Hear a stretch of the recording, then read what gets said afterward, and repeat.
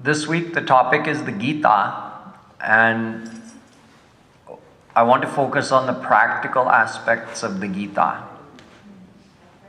There's a lot of philosophy in Gita. However, what a person has to do can be summed up in 4 types of actions, which are described by Shri Krishna to Arjuna. They are Karm, Vikarm, Karma Yoga, and Karma Sannyas. Now, if you ask someone about Gita, just tell me what is in Gita in like half a sentence, they'll probably say Karma Yoga. So Karma Yoga is one of the main topics of Gita. But if you want to understand the whole explanation of what a person is supposed to do, what a person is not supposed to do, and how to implement that in our life, then we can take up all 4 types of action. Karma, Karma Yoga, Karma Vikarma, Karma Yoga, and Karma Sannyas. Karma means good actions, Vikarma means bad actions. Good actions means actions in accordance with the Vidhi Nishedh of Vedas. What Vedas say to do, what Vedas say not to do, if you follow that, you're doing karma. If you're going outside of that, if you're transgressing these Vidhi Nishedh of Vedas, that is called Vikarma. Then we have Karma Yoga and Karma Sannyas. Karma Yoga means doing that same karma but with the mind attached to God. And Karma Sannyas means not doing any of that karma with the mind attached to God. So you have these 4 types of karma in Gita. So this week, for the next 5 days, we're going to understand in a little more detail what is the definition of each of these types of action, and then how to practice it, and what benefit, what outcome we get from each of these 4. If we understand this, then we understand the entire practical aspect of the Gita. Everything I'm going to be sharing with you this week is not from my own study of Gita. When people ask me, did you read this scripture? Did you read that scripture? I say, no, I don't read any scripture. I learn from my guru. What guru teaches, I learn from that. I try to share. No scripture gives permission to directly study it. Every scripture says, Parikshya lokan karmachitan brahmano nirvedamayan nastya krita kritena tad vijnanartham sagurumeva bhigachet samitpani shrotriyam brahmanishtham. Mundakopanishad, part of Ved, says, no, don't come and study us directly. Go to the Guru. Learn from Guru. Uttishthata jagrata prapyavaran nibodhata. Kathopanishad says, go to a God-realized saint. Learn from such a Guru. Then you can gain the true knowledge of Vedas. Tadvidhi pranipatena pariprashnena sevaya upadekshyanti te jnanam jnaninas tatvadarshina. Gita says the same thing. Don't come and study me directly. Tadvidhi. Agar यह गीता का ज्ञान प्राप्त करना है तो भगवत प्राप्त ज्ञानी तत्वदर्शिनी guru के पास जाओ. Just like Ved said, Shrotriyam Brahmanishtham. Such a guru who is knowledgeable in all the scriptures and who is Brahmanisht, established in God. Tattvadarshina, Gita says, who has seen God, who has met God face to face, that person is qualified to be a guru. You can learn Gita from them. Tasmad gurum prapadyeta Jigyasu Shreya Uttamam Shabde Pare Cha Nishnatam Brahmanyupashamashrayam. Bhagavatam says the exact same thing in different words. That if you want to know the highest knowledge and the highest attainment, Jigyasu Shreya Uttamam, then Gurum Prapadyeta. You have to surrender to a guru who is Shabde Pare Cha Nishnatam, who has the Shabdik Gyan and the Anubhavatmak Gyan, the experiential knowledge of God by experiencing God directly, as well as the theoretical knowledge.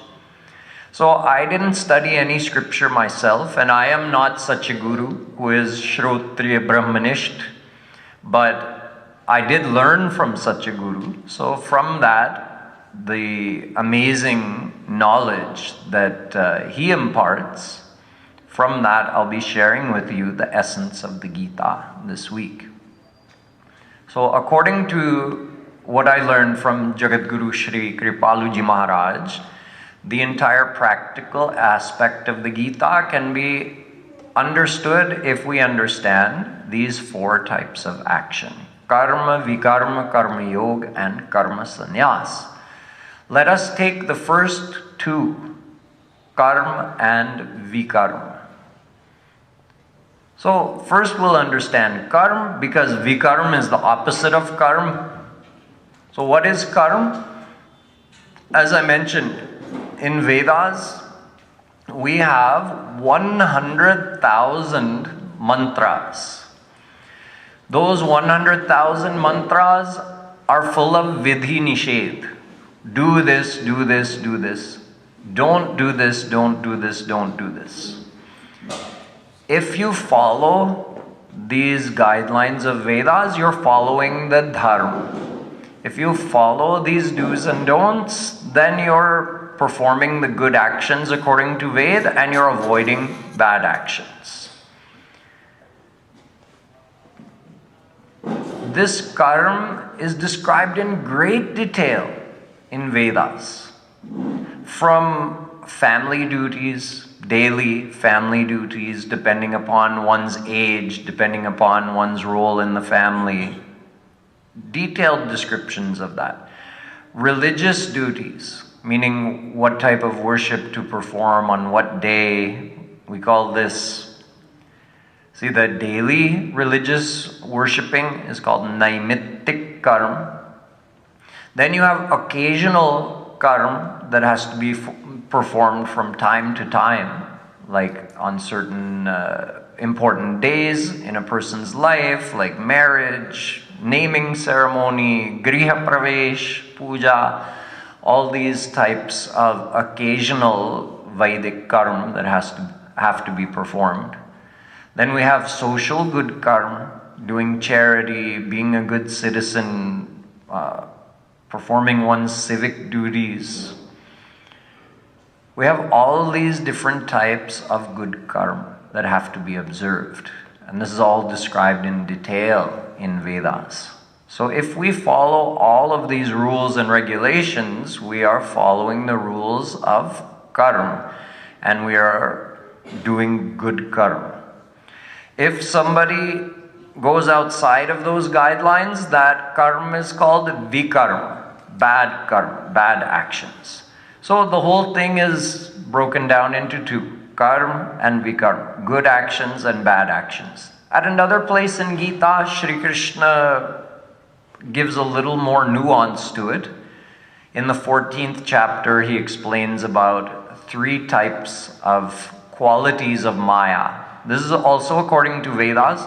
Ajamekam lohit shukla krishnam vahvi praja srijamanam sarupa ajo hyeko jushamanu nushete jahatyenam bhukta bhoga majonya.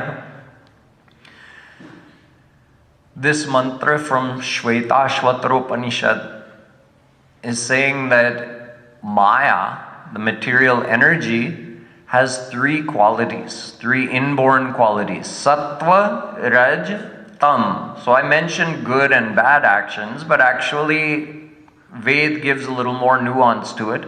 Sattvic actions, rajas actions, tamas actions.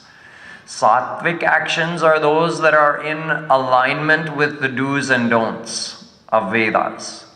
And they are many times done to help others or to worship God.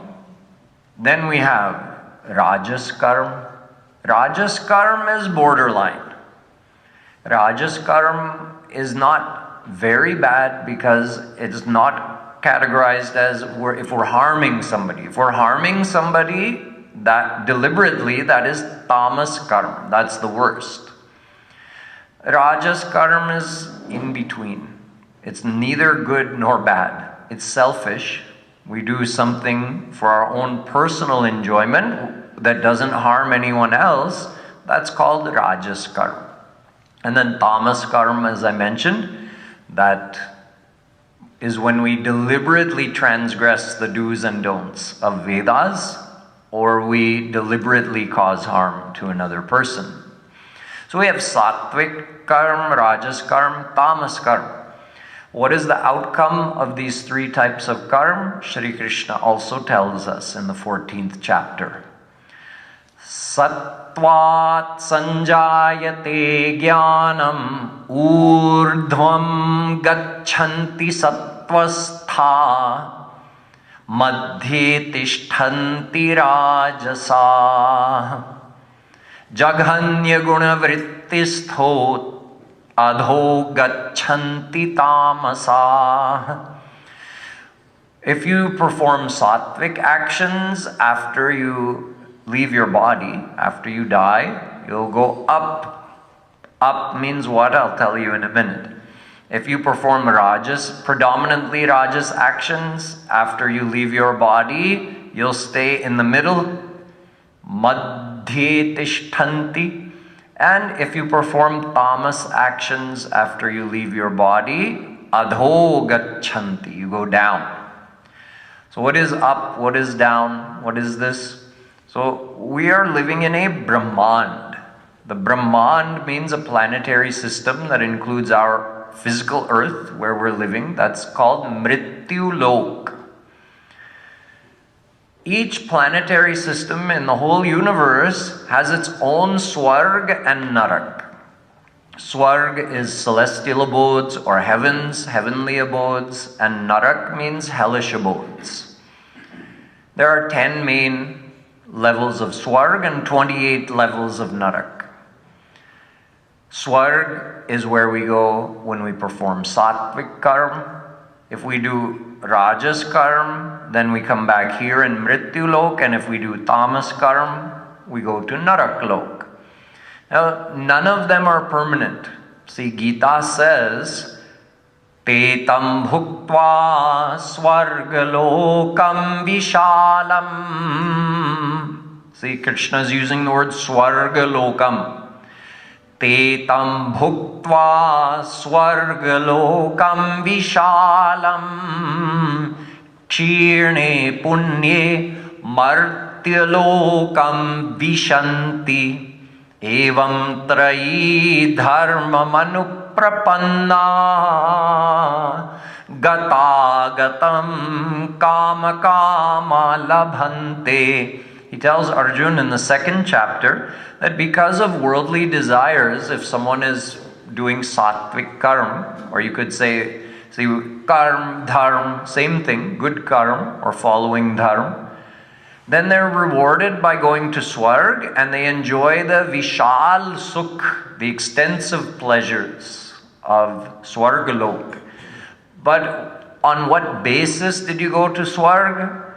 All that sattvic karma you did, by doing that you accrue something we call punya. On the basis of that punya, you enjoy great pleasures in Swargalok, hundreds, thousands, millions of times greater than the pleasures of this earth.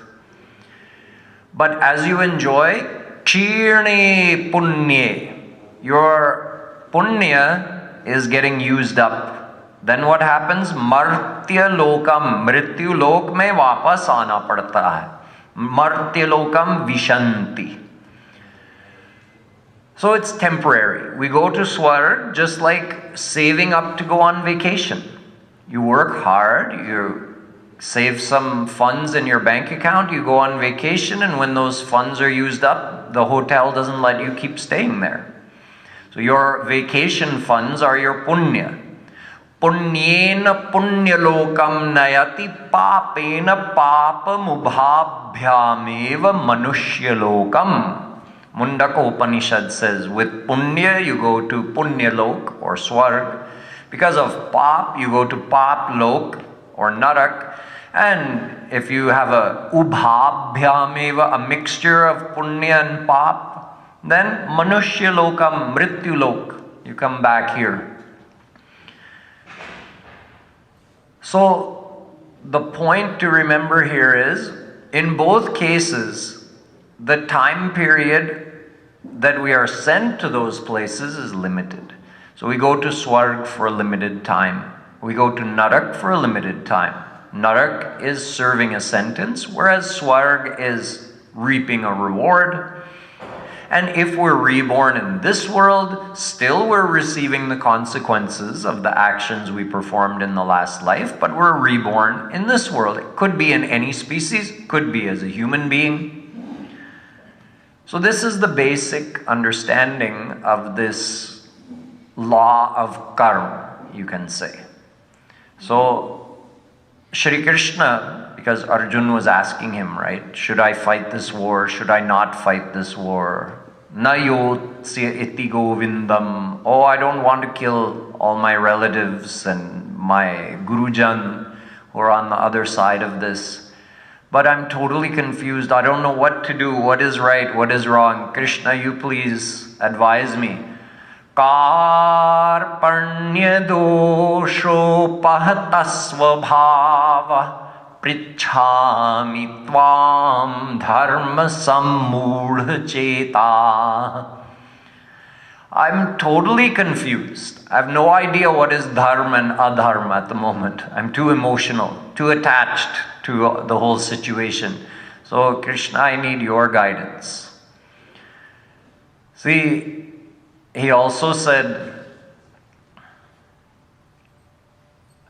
Prichhami tvam. I'm asking you, so you please advise me.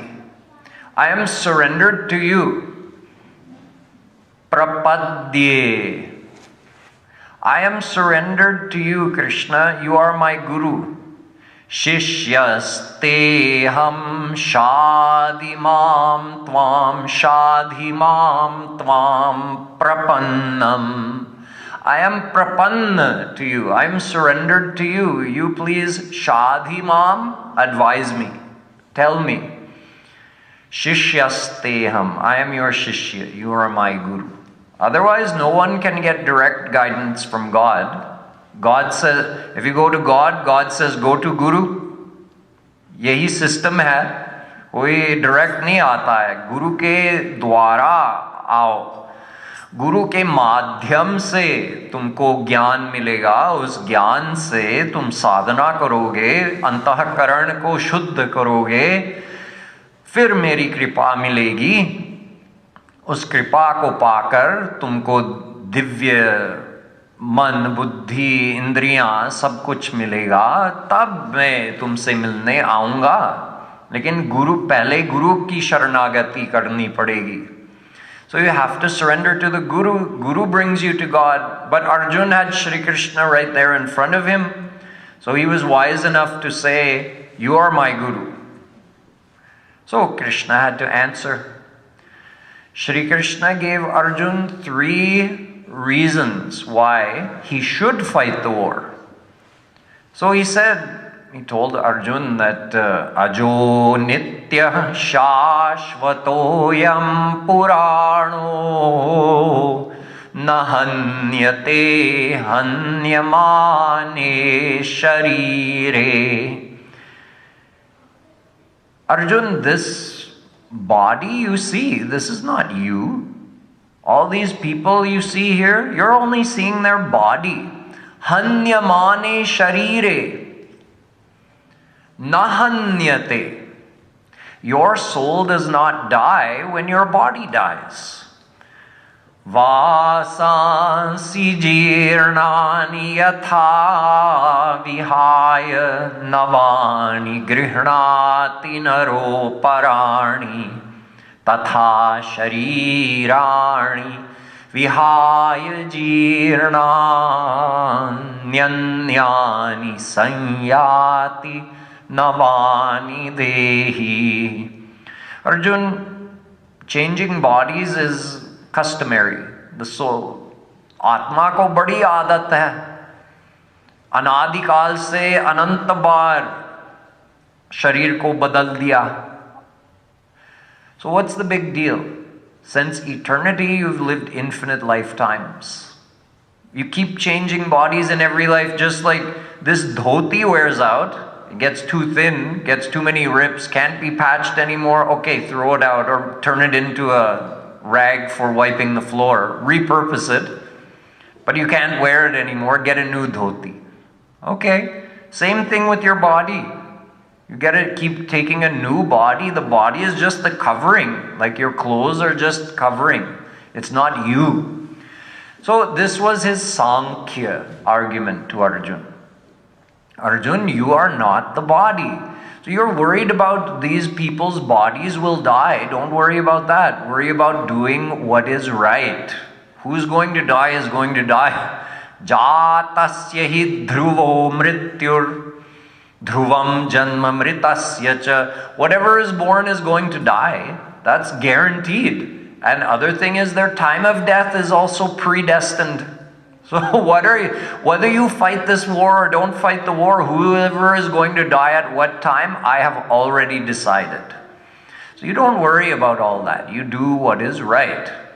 So then Arjun still wasn't convinced, so he went into the next argument, karma explanation. So he told him, Hato va prapsyasi swargam jitva va bhokshyase mahim tasmaduttishta kaunteya yuddhaya krita nishchaya. Arjun, अगर तुम धर्म का पालन करोगे, अपने कर्तव्य का पालन करोगे, तो दोनों हाथ में Laddu.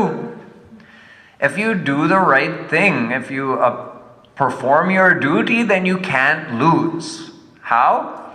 Because, see, Arjun's duty in the society was similar to that of a police officer nowadays. The police officer has to uphold the laws of the society no matter what, right? It doesn't, the first option is not physical force, but if no other option works, the police can't just give up and say, okay, then do what you want. You didn't listen to my warning. The police has to use physical force as a last resort. So you know to what extent, you all have watched Mahabharata. You know to what extent Arjun and Shri Krishna went to avoid the war, to negotiate. In the end, Duryodhana said, I'm not even giving you one needle point of land without a fight. You're going to have to fight me. So, there was no other option. Even Krishna, God himself, went before Duryodhana and couldn't convince him. We think we'll change people in this world. Even God himself can't change a person. We have our own free will, our own sanskars. We make our own decisions. So it was Arjun's duty to fight the war. So Shri Krishna told him, look, if you perform your duty, you're doing karma. If you ignore your duty, you're doing vikarma. The reward of doing good karma is you'll get swarg. The punishment for ignoring your duty, you'll be sent to narak. So take the case of fighting the war, Arjun. Hato va prapsyasi swargam. If you're killed in battle, you are killed doing your duty, you'll go to swarg. Jitva va bhokshyase mahim. If you win the war, you'll become the emperor of the whole entire thing. So you'll enjoy that. So either way you can't lose. Do the right thing, Arjun. Therefore, stand up, get up, and make up your mind to fight the war. This was Sri Krishna's karma explanation to Arjun. That according to the laws of karma, for you, fighting the war is the right thing to do. It is your dharma. So if you do it, you get the benefits of those rewards of karma. And if you don't do it, if you ignore it, then you get the punishment. So this karma and vikarma seems very easy to understand, and it is.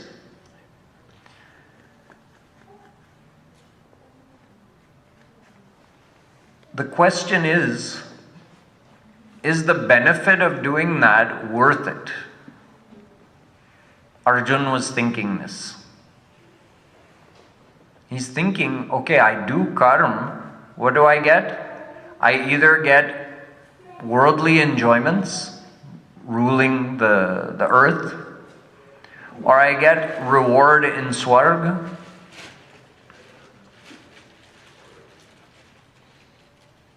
And if I don't do it, I get punishment of Narak. So, to me it seems like either way I'm in prison. If I go to Narak, I'm in a prison where there's a lot of suffering. If I'm reborn in this world, or I keep living in this world, I'm still in prison because we're under the bondage of Maya. We're afflicted by Mayic desires, anger, jealousy, hatred, stress, pain, all of this, sorrows, disappointments. So even when I'm living in this world, I'm still suffering. I'm in jail. I can't just decide to leave and not live in this world anymore.